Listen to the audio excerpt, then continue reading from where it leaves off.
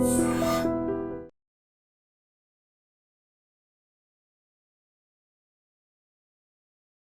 Gold trusted gold buyers మీరు తాకట్టు పెట్టిన బంగారాన్ని విడిపించి ఈ రోజు ఉన్న మార్కెట్ ధరకు కొనబడను.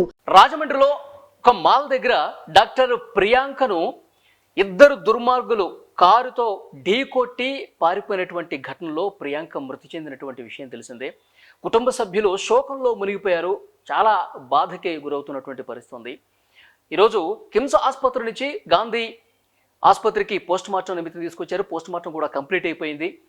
మృతదేహాన్ని వాళ్ళ స్వగ్రామం జోగులాంబ గద్వాల జిల్లా ఐజా మండలం ఏక్లాస్పూర్ గ్రామానికి తీసుకువెళ్తా ఉన్నారు. ఈ సాయంత్రం అంత్యక్రియలకి అక్కడ ఏర్పాట్లు కూడా ప్రారంభమైనటువంటి పరిస్థితి ఉంది. నిజంగా చాలా బాధకు గురవుతున్నాడు ఆ తండ్రి. పోస్ట్ మార్టం సందర్భంగా అక్కడ గాంధీ ఆసుపత్రి దగ్గర కన్నీళ్లు పెట్టుకుంటూ చాలా బాధపడుతూ మరిక ఏ తండ్రికి కూడా ఏ తల్లిదండ్రులకి ఇలాంటి శోకం రాకూడదు, అంత దుర్మార్గంగా ప్రవర్తించినటువంటి ఆ రాక్షసుల్ని చాలా కఠినంగా శిక్షించాలని చెప్పి అతను డిమాండ్ చేసినటువంటి పరిస్థితి ఉంది.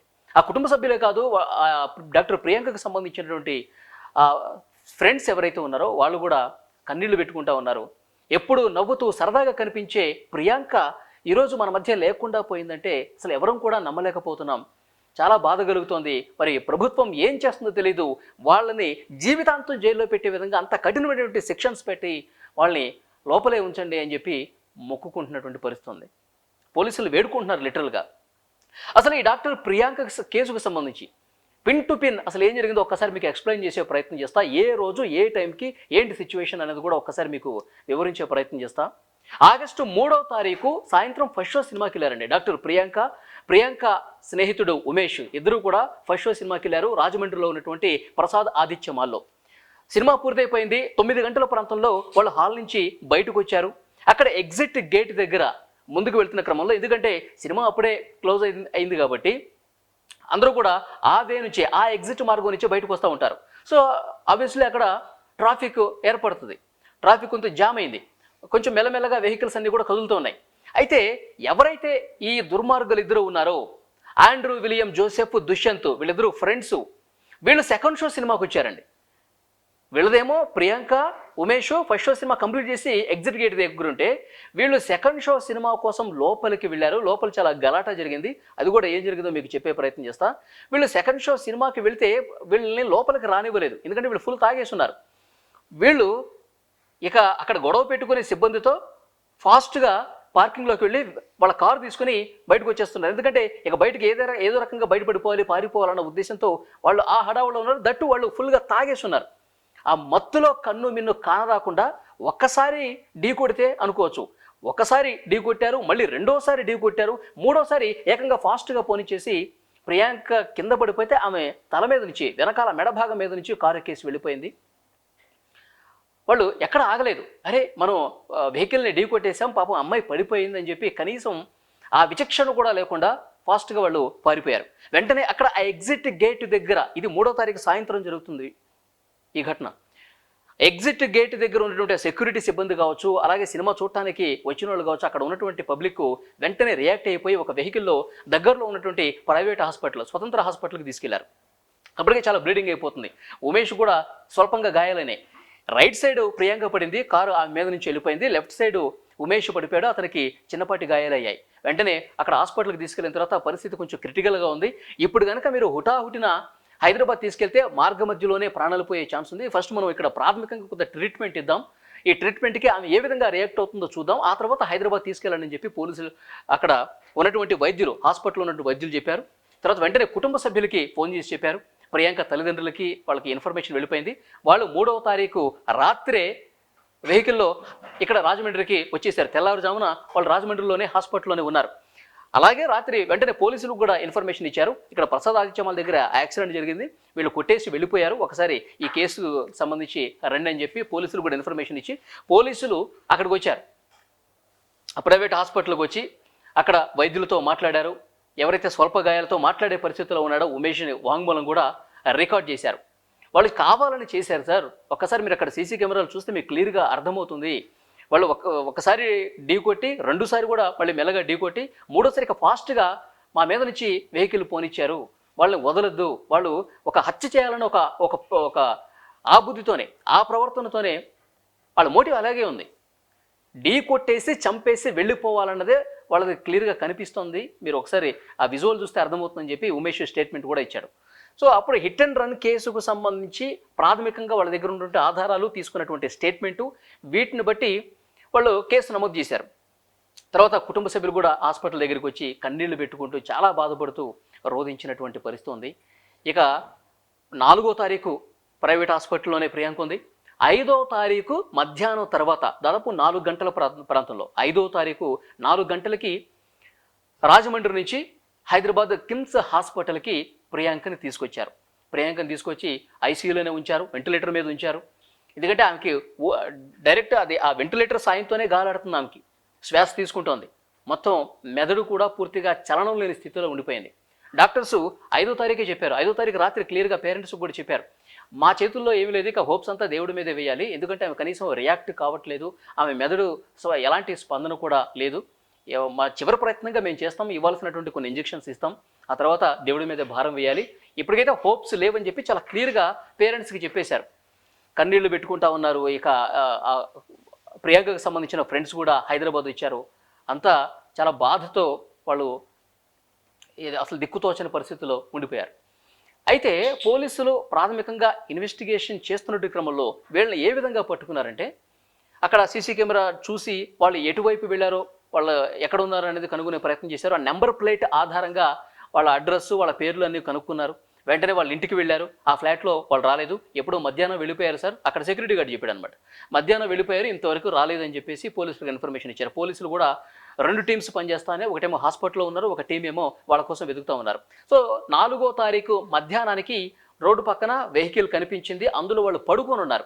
ఈ దుష్యంత్, ఆండ్రూ విలియమ్స్, జోసెఫ్ ఎవడైతే ఉన్నాడో వాళ్ళిద్దరూ కూడా, ఎందుకంటే రాత్రంతా ఫుల్గా తాగేసి ఈ విధంగా చేశారు కదా, ఇక తప్పించుకునే మార్గం లేక వాళ్ళు ఎక్కడో ఒక చోట చెట్టు కింద పడుకొని కనిపించారు. వెంటనే పోలీసులు వాళ్ళని అదుపులోకి తీసుకున్నారు, వాళ్ళ స్టేట్మెంట్ రికార్డు తీసుకున్నారు. తర్వాత న్యాయస్థానం ముందు హాజరుపరిచారు, రిమాండ్కు కూడా తరలించారు. కానీ ఇక్కడ ఇది 3వ తారీఖు జరిగితే 2 రోజుల తర్వాత పోలీసులు ప్రెస్ మీట్ పెట్టి చెప్పినటువంటి పరిస్థితి ఉంది. జస్ట్ ఒక మామూలు సెక్షన్స్ కింద, hit and run case sections కింద కేసు పెట్టేసి ఏ విధంగా పోలీసులు కొంత నిర్లక్ష్యం కనిపిస్తోందని చెప్పి విమర్శలు వచ్చిన తర్వాత, ఆ తర్వాత మళ్ళీ ప్రెస్ మీట్ పెట్టి ఎక్కడా నిర్లక్ష్యం లేదు, మేము ఆధారాలు సేకరించిన తర్వాత ఇంకా బలమైన సెక్షన్స్ జోడిద్దామని చెప్పి వాళ్ళు మళ్ళీ ప్రెస్ మీట్ డిఎస్పీ గారు మాట్లాడటం జరిగింది. సో తల్లిదండ్రులకి కొంత అనుమానాలు ఉన్నాయి. అందుకే ఆయన కిమ్స్ ఆసుపత్రిలో డాక్టర్ ప్రియాంక చికిత్స పొందుతున్నప్పటికీ శనివారం రోజు రాజమండ్రి వెళ్ళి మళ్ళీ ఒకసారి పోలీసులతో మాట్లాడటం జరిగింది. మాకు ఎలాగైనా న్యాయం చేయండి, చాలా అనుమానాలు కనిపిస్తున్నాయి, వీళ్ళిద్దరిని కాపాడే ప్రయత్నం జరుగుతుందని చెప్పి కొన్ని మీడియా ఛానల్స్లో కూడా కథనాలు వస్తూ ఉన్నాయి.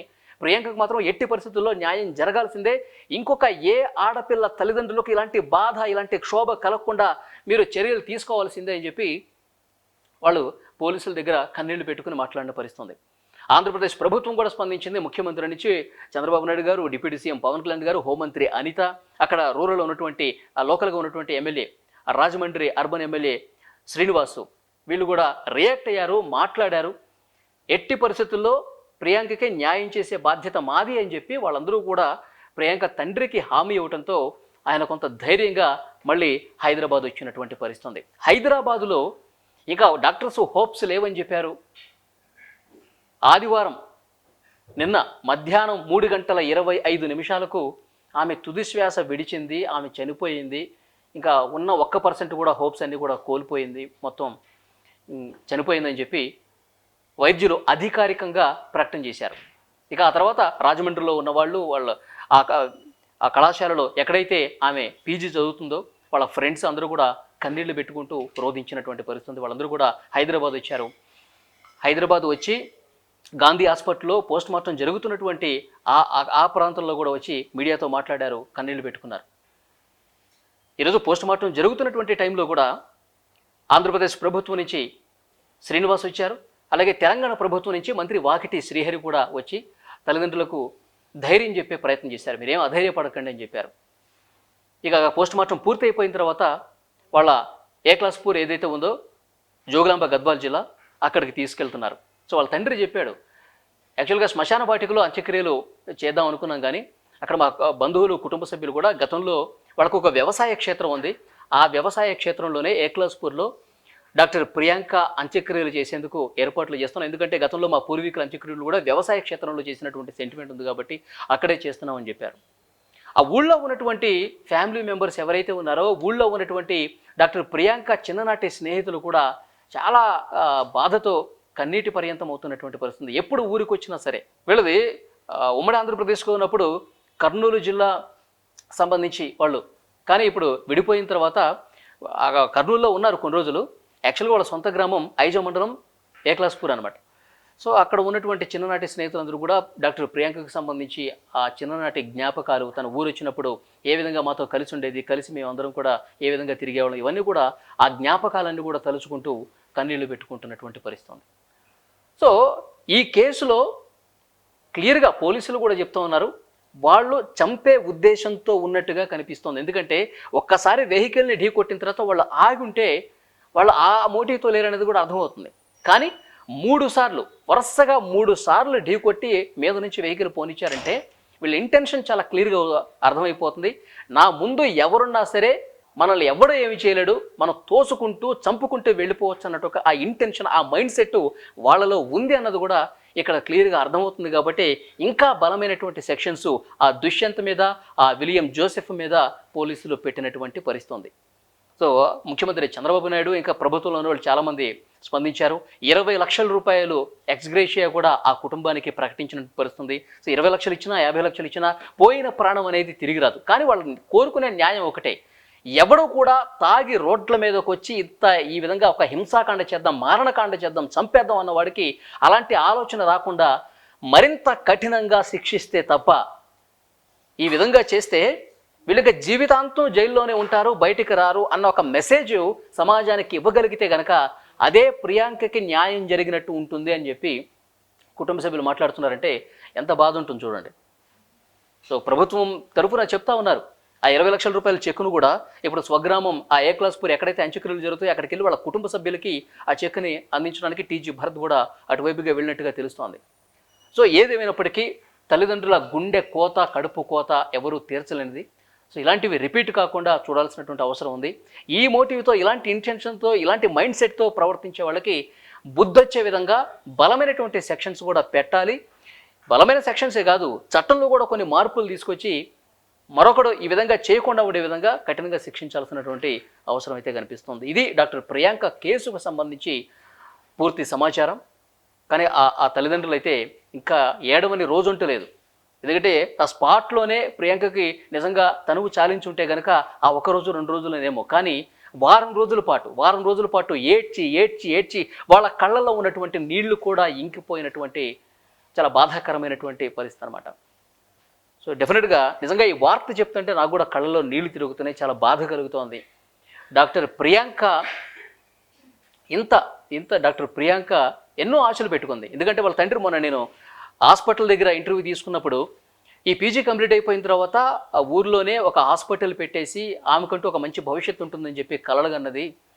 కానీ ఇప్పుడు ఆ పెద్ద కూతురంట, మొత్తం 3 బిడ్డలు, 3 కూడా అమ్మాయిలే, పెద్ద కూతురు ఈ ప్రియాంక. ఈ విధంగా జరగటం అనేది చాలా బాధాకరం, అసలు ఎవరు కూడా ఊహించినటువంటి ఘటన అని చెప్పి వాళ్ళందరూ ఆమె తాలూకు జ్ఞాపకాలు తలుచుకుంటూ బాధపడుతున్నటువంటి పరిస్థితి. సో ఈ వీడియో చూస్తున్న వాళ్ళు డెఫినెట్గా మీ అభిప్రాయం కూడా కామెంట్ బాక్స్లో తెలియజేయండి. ఇలాంటి దుర్మార్గుల్ని నిజంగా ఏం చేయాలి?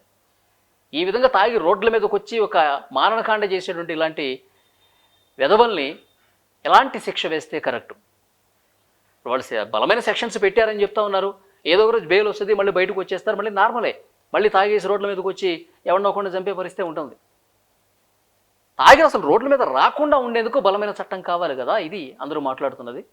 సో డెఫినెట్గా దీని మీద మీ అభిప్రాయం కూడా కామెంట్ బాక్స్లో తెలియజేయండి.